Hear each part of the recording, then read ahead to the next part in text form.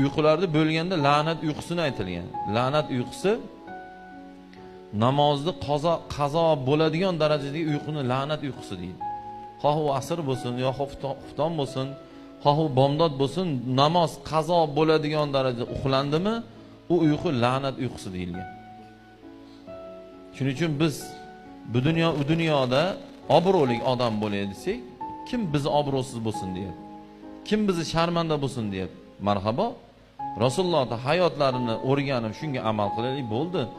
Bu dunyoda Alloh bizni avtoritetimizni ko'tarib yuboradi.